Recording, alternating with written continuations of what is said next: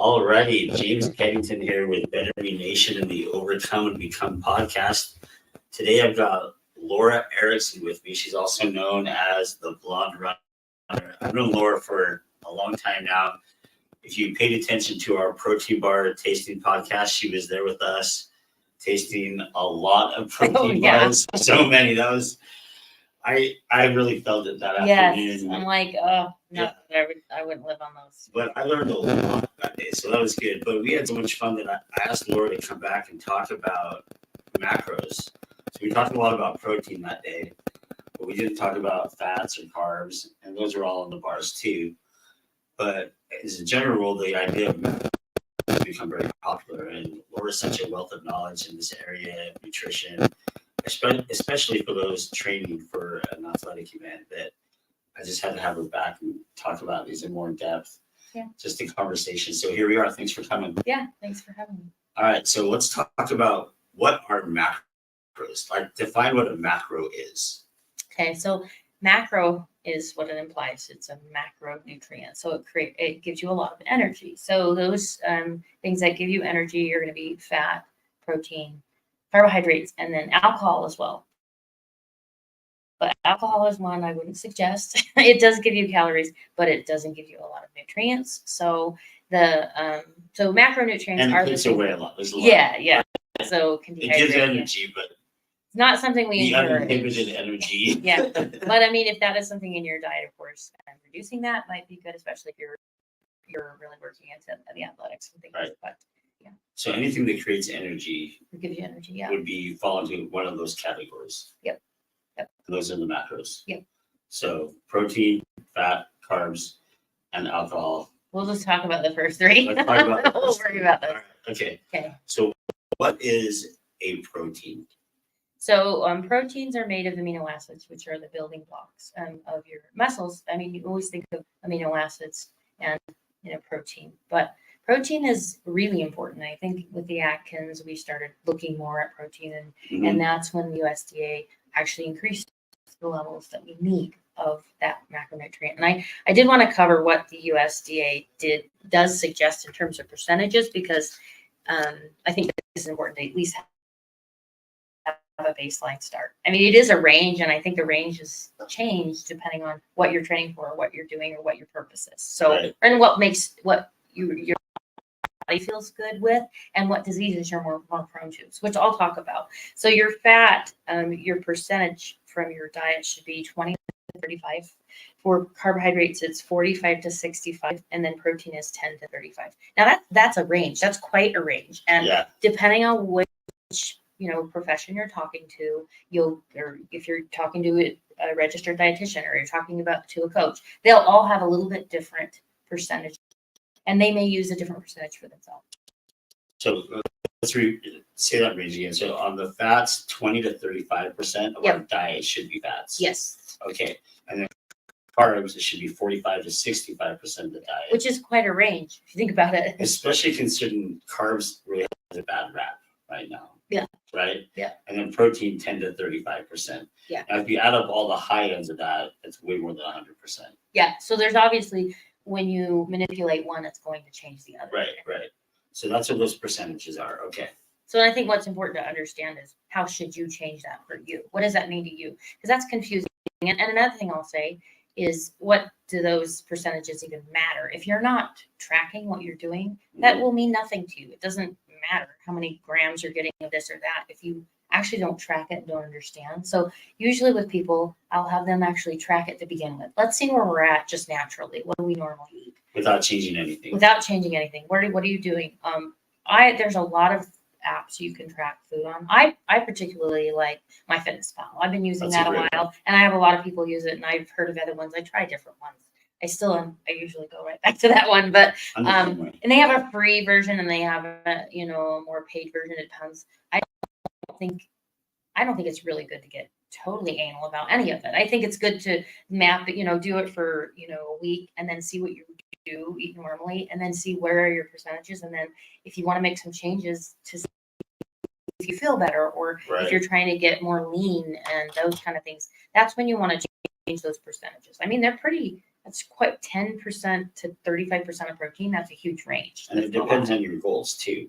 Absolutely. So most of the people I deal with are trying to do endurance activities. And so, like you mentioned at the beginning, carbohydrate has a bad rap. Yes, in some ways, but it's absolutely necessary when you're training for long races. You have to get carbohydrate in there. It gives you energy. I think the thing that we miss a lot when we're recording what we're eating is the time. When do I have it? That matters a lot, especially for me as a runner. Some of my runs are done in the early morning fasting, and it depends on what that purpose of the workout is for. When I get those nutrients in, sometimes it's after that's really important for recovery. Getting a carb protein combination. I think I mentioned that when we were talking about protein bars. So the quality is pretty important too, right? Oh, absolutely. Like a nice loaf of white bread has lots of carbs, but it doesn't have any other it doesn't have anything that helps you. Yeah. But and so obviously a whole grain would and not always are the whole grain really whole grain. Got to really read labels a little more. Some of them just add brown coloring and then you think it's whole grain. It's not. Right. You have to read the label. I fell into that trap a long time. Yeah. Like read the label. I think that's really important, and understand the label. I think most people now understand labels fairly well. We know that they're based on a 2,000 calorie diet, and your calorie needs are going to vary based on your size, and then your also body composition. A lot of people, this is the time of year people start doing weight loss and all that. And I think more importantly than weight loss goals, one, they need to be completely controllable, and that's not always completely controllable like you or. You can do all you can and still not lose weight per se. I think a body percent change goal is better. Looking at body fat, changing the composition of your body and the weight matters some, but I think if you look the way you want to look, who cares what you weigh? I don't think people would care about their weight at all if they look the way they look. So. Right. Yeah. I think that's huge. I saw someone say once, like, yeah, this BMI chart was not built for the Polynesians. No. Oh, no. Right? It's not always, and it is a guide. I think people need to understand. Even those USDA recommendations for percentages on macros is a guide. It's a guide. It's not, They have to put these things at a very global level. Yeah. Because it's not just a guide for individuals, but it's more of a guide for the community at large. Yeah. I think they have to have something and arena. I mean, because what's good for one might not be good for another. Like for me, for instance, with my even though I'm not overweight or anything, I have a predisposition to getting diabetes. So for me, I really watch my carbohydrates. I'm very careful about getting a lot of simple at once. And so I time my carbohydrates a little differently than maybe somebody else would. Yeah. I want to keep those blood sugar levels pretty steady. And actually that works really well for a lot of people. The way I do it might be a little different. And so I go a little heavier on the fat in my diet, a little bit heavier on the protein and lower on the carbohydrate, even for being a runner, just because I'm predisposed to that. I'm more at risk. I'm borderline anyway. I have my A1C every year, and everybody is going to have things that are, their health history. They need to pay attention because you might have something you're more prone to. If you have cholesterol issues, you're going to have to watch the fat a little more and be concerned about trans fats and saturated fats and be careful of that, So let's kind of go back to protein. So protein, obviously building blocks for muscle. Yeah. But what else does it do? Proteins do a lot in our bodies. Oh yeah, absolutely. And I think that, we've started looking more at protein, and honestly, a lot of people have really upped their protein in their diet. It's one of the things I don't see people get up. But again, it's back to the quality. And as we were talking about the protein bars, a lot of that is maybe it isn't as absorbable, or it's just not as high quality. I go back to having as much real food as you can. That really helps. If you get 15 grams of protein in a bar, or 15 grams of protein from some turkey, you're going to absorb most of that protein from the turkey. More than the other, A lot more than and depending on the quality of what they're putting into that bar, you may only really get 5 grams. Yeah. So bioavailability matters a lot. And, when we're talking about macros, I mean, we could go down any rabbit hole, and there's so many rabbit holes, but we need to understand that there's 4 kilocalories of energy per gram of protein. Same with carbohydrates, so 4 kilocalories of energy. With fat, it's 9. Alcohol is 7. We're not talking about 9 kilocalories of energy. So when you're getting 1 gram of fat, you're getting a lot more energy per se from that. And maybe it's not as available as it is in a small chain of, a disaccharide or, glucose, sucrose, all those things. And we're not going to go into all that, but, how available is it to you? And then more importantly, like, how do you feel? I think we're eating, a lot of times satisfaction, it tastes good and that kind of thing. But in the long run, when you're eating healthier, you feel better as a whole, like you're performing better, and those kind of things are important too. Yeah.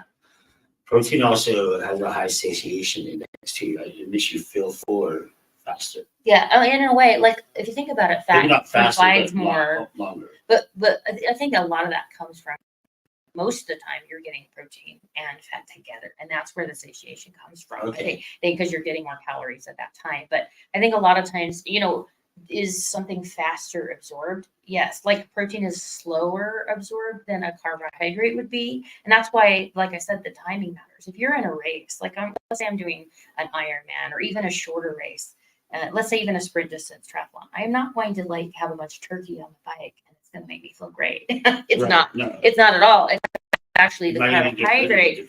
Yeah, I might get sick, right? Because like the carbohydrate is going to be something that is going to go right into my bloodstream, being used right away. And so that's the difference. There is like utilization of what you're having matters, and how well and how quickly it is absorbed is going to matter. So for those wondering, sugars are carbohydrates. Yeah. Right? So is fiber. It's just not digestible, right? Or so. But usually when you say that immediate energy, a lot of times that's coming in the form of some type of sugar. Simple, whether it be like a manufactured or a natural sugar. Yeah, right? Exactly. And that does matter a lot. And I think it's important also what you pair food with, like I was saying with the protein, carb, and some foods, though that will slow the absorption of one thing or another. And fiber does that too. And so, I'm not going to have a big old salad to fuel me for a race the next day. I mean, that's normally something I would have on a regular basis, but I'm going to change what I'm eating based on racing, and timing. That's why I say timing matters so much. So if you are recording your diet, and a lot of times like on MyFitnessPal, you can say breakfast, lunch, dinner, and then snacks, but it really does matter, like even more specific timing. Like, am I having breakfast before I eat? Do I do a fasting run? I get a lot of questions on this, and the answer varies depending on the person. Like, what should you do? I think some people can run right after they eat something and they're fine. Others, there are different foods you want to have before you run, after you run, I think. So macros be how you're feeling during performance. Right. And I think your diet also impacts if you conditioned your body to be responsive to immediate energy. Mm-hmm. When you go out and put yourself out there in an intense way, you're going to want your body's going to crave some immediate energy. I think that's why as adults, and correct me if I'm wrong, I could be totally wrong, but we haven't worked out in a while and done exercise, and then we go play in the Turkey Bowl game. And last time we exercised was a year ago at the same Turkey Bowl game. And they're like, oh, I got to go eat. I'm so hungry now. And the reality is, no, like if you haven't worked out that long, you have lots of stored energy. Fat. You don't need the calories. You really don't need to eat. Your body just feels like you. Or even, I see a lot of people at the gym, like I'll go to the grocery store and I'll be doing some shopping for the next day, but I'll see other guys grabbing, I literally see a guy grab a loaf of white bread after the workout. Yeah. I'm like, that's not. I mean, you need to replace right? your sugar levels. I mean, your your brain only works on, so it's important to get that and maintain it. But I think you're right in the sense that, like, if you haven't worked out in a long time, your body isn't going to be as good at utilizing what you do have. Right. So conditioning matters a lot, and then understanding like the timing of everything. If you're, one of the things, a lot of people that I work with, maybe they come from a running background, but they've never really done the long races, or maybe they're doing Ironman and they've never utilized the calories on the bike. before. They haven't needed to do Right. that. When they start doing that, they feel very nauseated because Yeah. their body doesn't have enough blood volume to digest at the same time as it's trying to be using it in the working muscles. So your body, as you train, will adapt to having more blood volume available for digestion and working out. And so that's something that when you utilize different products, you might get nauseated first, but that's not because of the product. Yeah. So I think it's important to remember put all that together, but you do learn how to utilize it more. Right. And I brought it up because I learned that in my weight loss journey, I noticed that the way my body craved food changed dramatically from like when I was first starting to lose weight till now. Like I do not like to eat before I work out. Mhm. And sometimes I'll go and like an hour after workout I won't eat. But now I will try to get something in my body like a protein for the absorption and the muscle recovery. But like last week I was in a water polo tournament and we played over the span of 4 hours, like a few games. I maybe ate 3 hours before that and didn't eat the entire time during that 4 hours. Right. And it's because my body is learning how to use the energy available. It already within me. has. Yeah. And then, Now, afterwards, you're hungry. I was hungry, right? After an Ironman, it's not even if you calculate how many calories you burn, you don't necessarily consume that many calories afterwards per se. We're not all Michael Phelps. Exactly. 10,000 a day. I think that there is some value to fasting. We're starting to see more fasting in diets. We just overconsume here in America. So I think that's something to think about, and teaching your body how to utilize things aerobically and anaerobically. That's something you can learn. Most fasting, like I heard this on the Huberman podcast that like 12 to 14 hour fast. There's unless you're training for a very specific event, maybe like an Ironman type thing, and you're really trying to get your weight down for whatever reason. The fasting doesn't really have a significant benefit beyond 12 to 14 hours. Mm-hmm. And if you look at when you should stop eating at night to when you wake up, it's 12 to 14 hours. Yeah. Yeah. Right? Oh, yeah. Yeah. So you kind of have that already built in if you're following some good habits. Yeah. And I think that, some of those different diets that restrict some things usually work really well on people that are overeating. So it makes them be more conscious. And sometimes you have to swing the pendulum to the other side for a small period of time to help your body reset too. Because you've been on one side for so long that you have to kind of like that whole concept of muscle confusion. This is why I'm a huge advocate for cross training. All the athletes that I work with, I do have them do different things, not just running every single day or I want them to work the body out in different ways. It makes your muscle, it challenges your muscle, and you don't want to do everything in the same satchel. But back with the macros, I think another thing that I've learned is that I think it is very valuable to have a protein carb combination immediately after workout if you can, because a lot of people think, oh, I'm losing weight, I'm doing so good, and then they work out really hard, and then they're like, I don't want to eat, I just burned all those calories.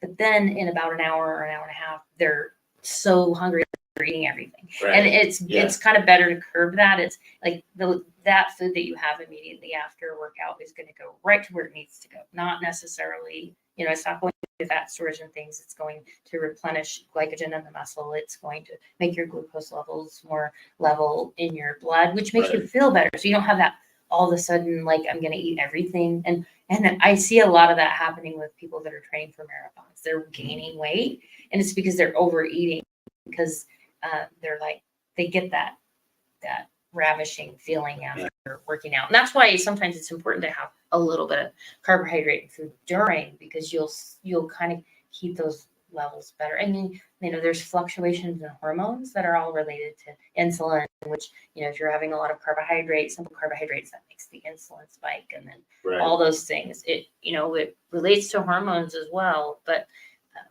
again, it's like figuring out what you're doing, then seeing if you can manipulate those percentages, and then seeing if it makes you feel better. And then again, accounting for what kind of problems you have in your own, heritage, I guess, or your family history. And I know that you're really focused on a lot of athletes, but the protein intake is really important for aging as well. Yes, yeah, because, for sure. And it goes back to that muscle, right? Like if you're not feeding your muscle development, your muscle growth, rejuvenation as you age, you're going to have less stability when you're walking, less balance because all those muscles are really supporting your functions of walking and standing up and Yeah. sitting down. Yeah, if you And literally, when people get hurt, that's why they call like a hip injury like a death wish to elderly older people people. because they don't have that muscle to support that regrowth.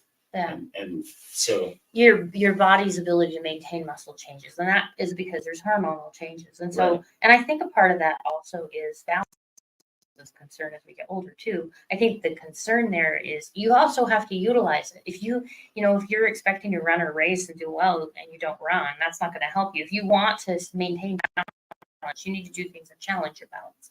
If you literally don't eat amino acids that are a portion of that, molecule, then you need to do that. You need to make sure you're getting that in your diet, but you also need to be challenging your muscles. You need to be doing the weight training that allows your body to build the muscle.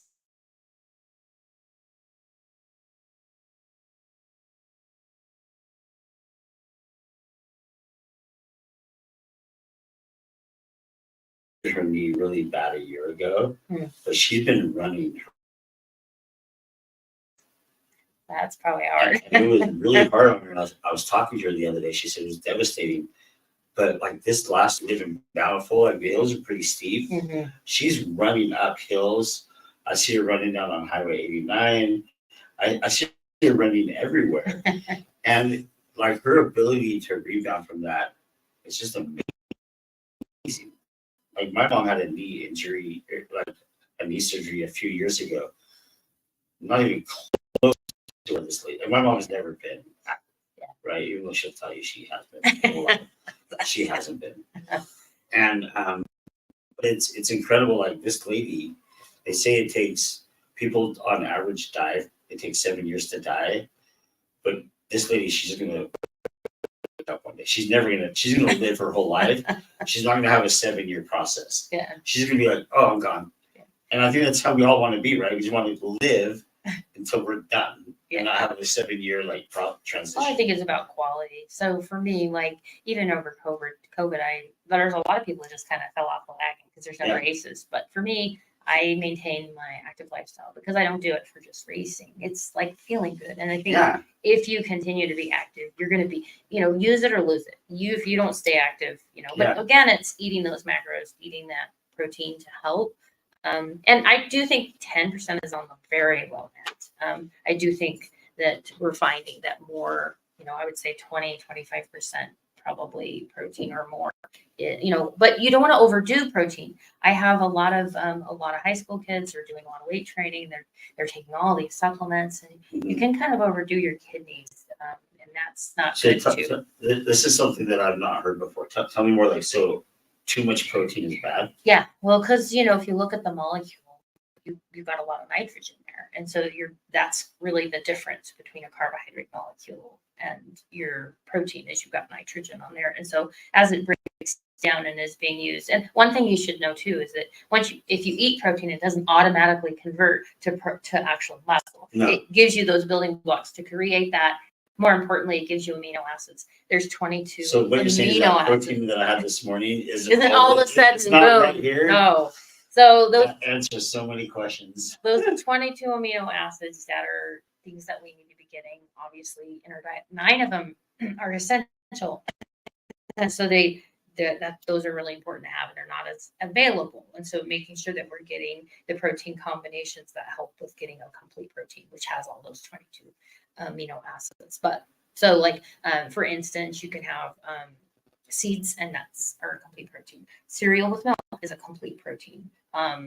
There's eggs are probably one of the only complete proteins that you can get that are just complete protein. Gives you all the amino acids on there.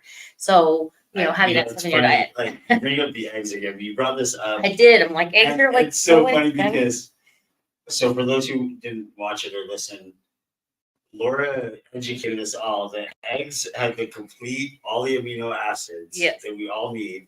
The only other option is breast milk. It's don't think And you're now I, getting tell my that. kid, now I tell my kids that it's this or breast milk. Which one do you Okay, want? So- Yeah. So that's not going to be, obviously, but no, it is memorable, isn't it? But yeah, so that's an inexpensive way to get it. But I think it's really important to get that amino acids in earlier in the day. Those branched amino Why is cereal? Because I think most cereals are just crap. Well, a lot of times they can be too, but most of them are, you can either get something that's enriched or fortified. And that's the benefit. If you look on most cereals, even if it's a sugar cereal, they have been packed with all the other vitamins and things. And so it's like taking a multivitamin in some ways.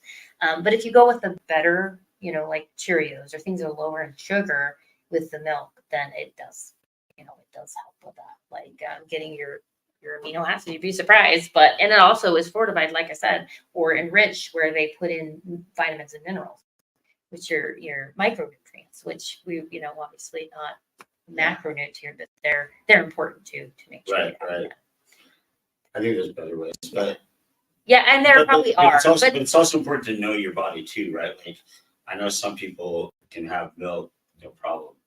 I know that as I get older, milk just doesn't work for me. And that's for and there people maybe listening in that are vegan or have other diet issues, and but everybody is a little different, and there's also people that can't go there necessarily take a leap from McDonald's to eating really healthy eaters. There's kind of the middle ground, right?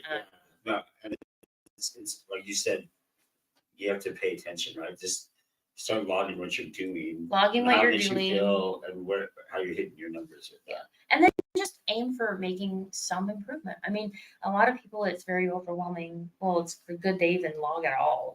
But when you log, what's really nice about it, and even if you pre-log, this is even better. If you pre-log what you're going to eat that day, then it's not on your list. You don't eat it. And some people are really good, and some people aren't as good. But if you do that, then you can figure out, hey, what I should be eating. I did that like after I had gestational diabetes. I got pregnant. I was gonna have my last one, and between those times, I was like, I want to get really healthy, so I don't want to have diabetes again. I was on insulin. It was not fun. I'm already high risk, and so what I did is I put my fruits and vegetables by the sink every morning, what I was gonna have, and some of the other things I was gonna have, and so that's the pile I chose from first. So the end of the day, if I didn't choose from that pile, guess what I was having for dinner? Fruits and vegetables. And so, but it was really good because it was already.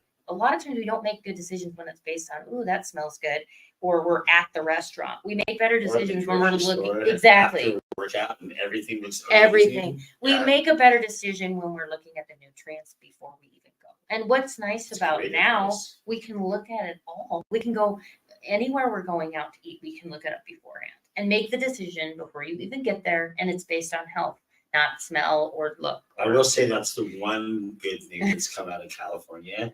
Is the requirement for restaurants to put like calories. Yeah, and you'd be shocked at like how many calories are in things. Because most of those places are in other states now. It's just easier to put it for everybody. Which I like. I love it. I love it. Wow, 3,000 calories. I'll choose something different. Well, it does. I hope you're looking at that. And a lot of people actually put it up on their, when you're at the restaurant, you can see it and you can go, oh, I can make a healthier choice. And even if you don't, regardless or not, we have to learn something about nutrition, whether we like it or not. We all have to eat. I don't think calories is the ultimate indicator because I don't really look at calories a lot. But if one dish is 3,000 calories, there's some. That's a sign. That's a lot. Maybe you should consider something different. Yeah, and honestly, a lot of times when I'm at a restaurant and I see two different things, and one of them I'm like, oh, that sounds just as good as the other thing, but there's like half the calories. So some of it's how they prepare it. If they prepare it with a lot of fat and oil, which is still important in your diet, but most of the time when you're going out to eat, it's a trans fat they're using. It's a less expensive version. You're not getting olive oil. You're not getting. They're asking how do we cut costs so we can make more money? So they're not going with the olive oil. No, and anything obviously fried. I mean, that's really high in trans fat. Anything that's the best you can do for yourself is to have it as closest to nature you can. The more processed it is, the worse it is for you. And so obviously, and I think another way too, like when I'm having eggs, I'll try to have like fresh tomatoes, especially I have a garden. So that's awesome, especially in the fall and the summer. Yeah. But if you can add as much fresh into your diet, and that's just, a lot of it's just making little improvements. It's not, Right. You don't have to overhaul everything because that just isn't manageable. And I think this time of year, people make goals and they're not very manageable because they're just too much of a change from who you are now, today. The idea is to be yesterday, to be a little bit better than yesterday. If you do that every day, then I love that so much. it's realistic and it's something your body also has time to adapt. I've had people contact me and are like, I have a marathon in like 2 weeks. How should I be eating? And I'm like, well, you could eat this way, but your body's probably How should you have been eating? Yes. And then it's like you can't just eat really good for a couple weeks before a race and all of a sudden. As a matter of fact, your body, if you're not used to all the fiber, your body's going to be like, whoa, and you're going to get sick. So it's better that you adapt slowly. So, and that's very manageable. So the people that I work with, I like to have them and help them learn lifestyle change techniques Right. and mindset techniques. So a lot of people, our goals are based on, hey, we want to accomplish this, but what are our goals should be, how do we want to feel? What do we want to become? Exactly. What do we want to become? I like that. Yeah. That's the Overcome and Become podcast. Yeah, there you go. Right. Exactly. All right, we talked a lot about protein, a little bit about carbs. What are the different types of carbs? Because there's high quality, there's carbs we can get almost from anything, right? Mm. And a lot of people, like we talked, some carbs kind of has like this negative connotation, but a handful of strawberries isn't bad for you. No, not at all. But that's I mean, got obviously, that's got some carbs in it, though. So like we shouldn't avoid. and berries are, if you're really going for a lower carb diet. For me, when I was gestational diabetic and I had to write everything down and do, give myself insulin shots, it's much better to give yourself a shot than get a shot, I will say. But I avoid it if you can at all, any kind of diabetes. Luckily, it didn't stick. I mean, it went away. I was grateful. Diet your way out of it if you can. But berries are one of the lower sugar fruits. But what's great about that carbohydrate source is you're getting the vitamins with it. Whereas fiber, whereas you're not getting that with a processed type product. So again, the closer to the nature, the better. Obviously, a processed bread that's just sugar, white bread, is going to be different than if you get, a whole grain of something.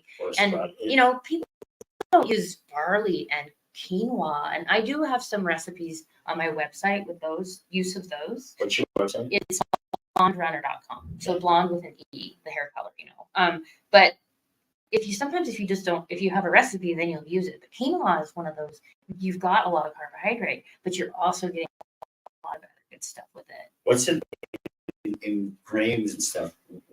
How often can people say this is sprouted? Obviously, if it's been sprouted, then it's been soaked a lot of times or something. It makes it more easily digestible. Okay. So especially with like seeds and things, a lot of times they'll just go right through because they're not broken. And that's the whole process of nature. So we want sprouted. You can, yeah. I mean, the way I look at it is when I'm working with people, I like that, because there's the argument of organic, and of course organic is better generally, depending on if it's labeled properly, and that could be a whole argument. It's more expensive, but I'm all after. I don't care if it's organic or not. I just want you having more fruits and vegetables to begin with, because that's hard enough. And then if you add the cost in there, I just say try to do better than yesterday. And then there's a good, best, and better. Like, is it better to have an apple? Yes. Is it? Then you've got the apple. And then you got the apple pie. See, there is a better, best choice, right? Like, obviously, the apple is a better choice, but and the apple pie doesn't count, people. It does have apple, but applesauce is a better option than that's like that. It'll probably be chocolate cake. Yeah, exactly. It's got eggs and it's got milk. Yeah. So obviously, the less processed of any product, the better you're going to be. So even if you're putting ketchup on something, but use a little less ketchup and some more fresh, tomatoes cut up, and just making a little bit better matters. And so we've talked about carbohydrate, obviously the whole grains.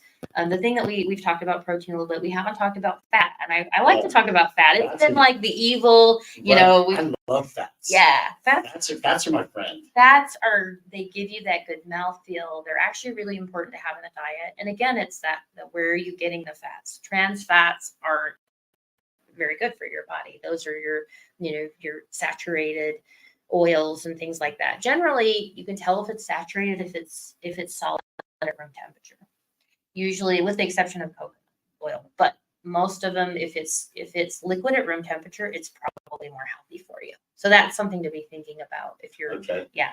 So, but the fats help you absorb your fat soluble vitamins, which are A, D, E, and K. And so to get those vitamins, you need the fat. Plus, they make us waterproof, right? That's how they help with the cell membrane. I like that. Yeah, I like that a lot. but then again, they do provide 9 kilocalories of energy per kilogram. So like that's a lot more. So you don't need as much of it. And it's interesting when I was growing up, my dad he was watching his weight, but he would put butter on his peanut butter and jelly sandwiches. And I said, Dad, do you even taste that? And he goes, no, not really. And I go, well, that's like 100 calories in a tablespoon, I believe, close to that on each side. So that's like 200 more calories. And he stopped doing it because it's like, sometimes we add a lot of calories from something we don't need. Out of habit too. Yeah, out of habit or whatever. And so maybe dissect what you're eating once you've written it down. And where can you make some cuts that it won't matter? And fat is a thing that if you are getting too much of, that's something that if you cut it out, you'll see that you can drastically reduce your calories in a day. Quickly on that, or replace them. If you like, Miracle Whip, why don't you try avocado or even better, hummus and a spread instead of a mayo or something like that. So make a little bit better choice. Actually, it gives a lot of flavor too. Yeah, I noticed so when I make guacamole, part of the recipe it calls for some mayo, and then sometimes we'll just do like a Greek yogurt, like an unflavored Greek yogurt. Which adds the protein. It adds protein, but also the only reason we add the mayo is because it smooths it out. Yeah. It's not for like really flavor, or it's just more for texture. Yeah. And there's other options out there too. Yeah.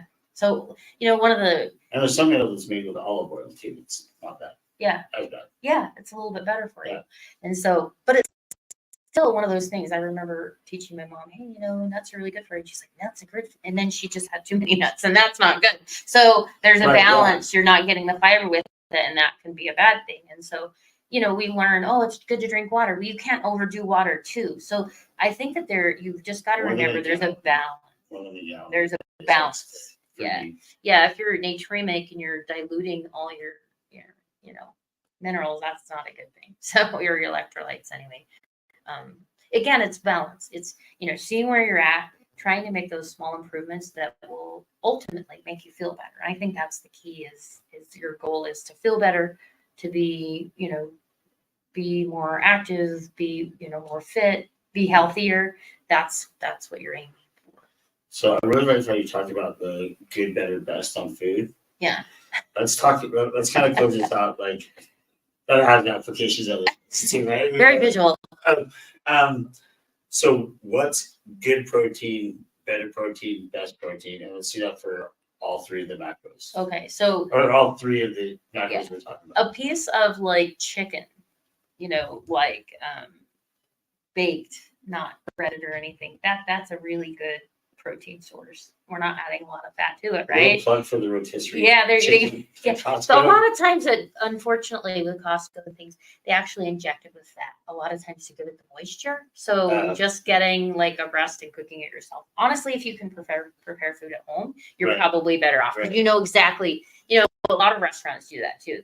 They want it to taste good, so they'll put extra stuff in it. And so, but that is the best. That's a good choice.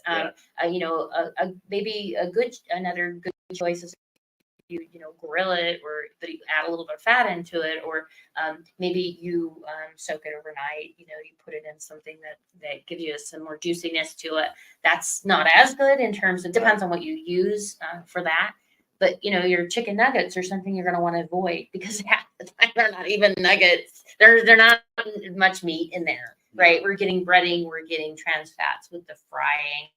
Again, it's the more processed. That's what we're worried about. And another thing I want to touch on with meat, a lot of women particularly have problems with their iron. Maybe they're anemic, especially runners. A lot, yes. So if you haven't had your hematocrit checked, check and see if you're not feeling good, you're tired every day, that's an indication your body's telling you something. So maybe you need to consider having some red meat because you've got the iron in there. Yeah. It is higher in fats and things like that, but you can get leaner sources and or supplement with iron.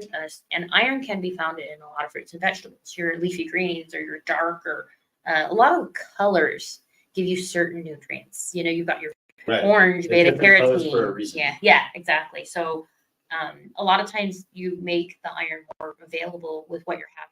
Like orange juice will make that iron more bioavailable to you. Yeah. So combinations of good foods. That's why I think it's important not to just get into this rhythm of having exactly the same thing. Just why you don't get an exact same routine of exercise. I fall into that because I don't like to think about what I eat. And some of that's okay as long as you have some days you vary it. I do. Yeah. But I'll swing wise. I'll have like 1 week where I'm like, okay, it's just week, and then like, okay, then it does.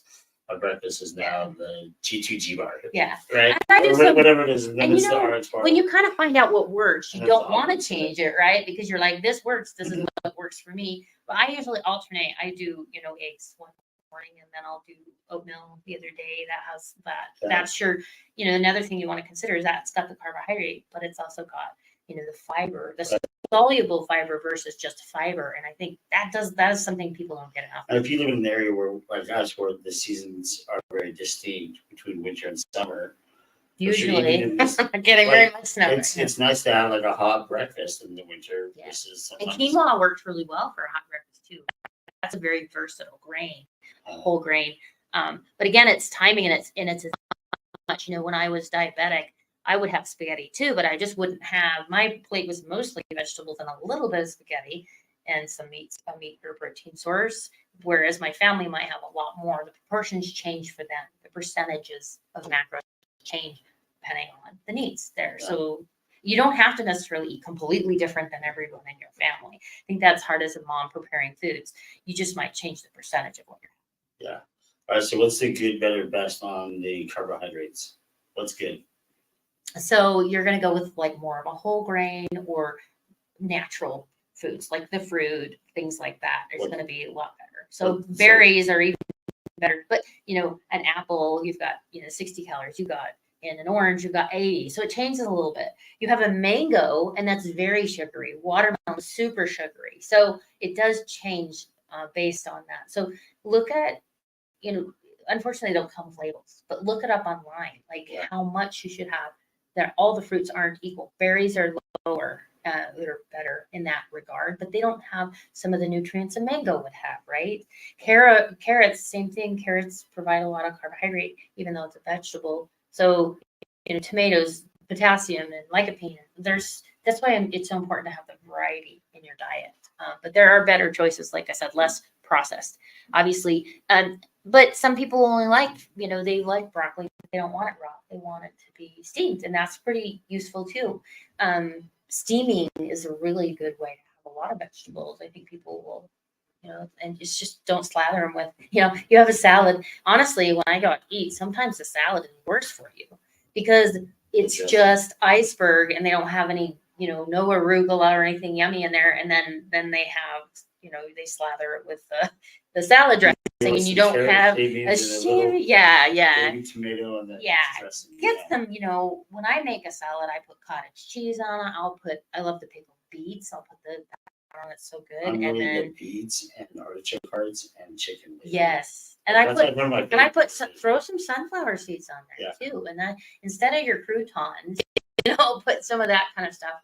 Those salad bars, Smith's got rid of it. So we have Smith's here. It's a Kroger place. Mm-hmm. But like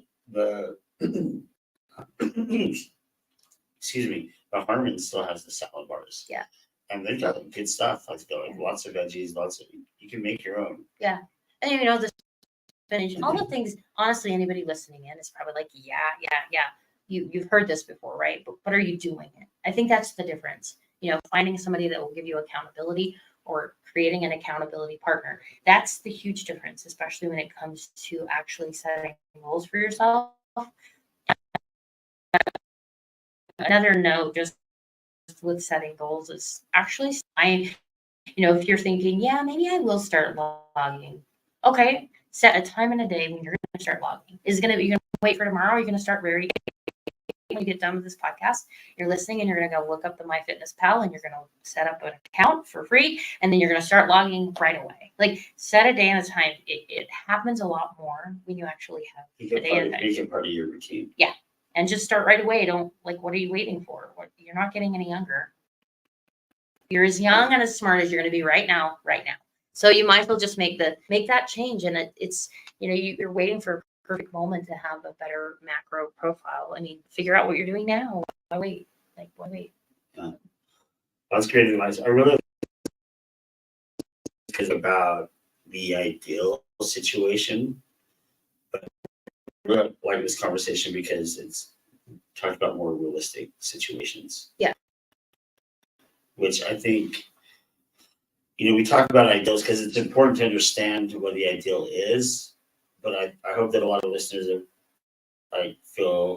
appreciate that you've talked about, I have spaghetti, but not as much as I used to. Yeah. The cereal, but make sure it's the right cereals, or because on the ideals, most pasta you're getting is not great pasta for you, right? Yeah. Even if it's whole grain, you're still getting a lot of carbohydrate, but you're also getting all that, the sauce maybe isn't as good as just tomatoes. My son actually makes it from scratch, so it's really a lot healthier. Yeah. But I would say it's important to consider, for me, I have pizza every week. Are you kidding me? I love pizza. I have ice cream. I don't think that's bad, and I'm not going to shame myself for it. I think the important thing is I'm real, and food is made to make us feel yummy. If you were working out every day, though, that would have. I have a lot more calories to work with because I'm active. Not to say that now I can, I try not to work with food per se, but I would say that you have a lot more wiggle room when you are active. Your body wants to create balance. And if you give your body more to have balance with, you have more wiggle room. Yeah. And I think I'm not going to not have yummy things. I'm going to change how much I have. I'm not going to eat a whole pizza. I could do that in college, but I was running a lot more too. But I could put down a whole thing. But now I'm like, no way, I couldn't do that. But I think I don't have to have a whole pizza. For those listening, you should have seen the look on her face when she said, "In college, I get down." I put down a whole thing. I put down that whole thing a lot. I was challenged. So what can I say? But I don't think it's unhealthy to have, not that I don't binge. I don't think that's a really good thing. But that's what happens when people restrict so heavily.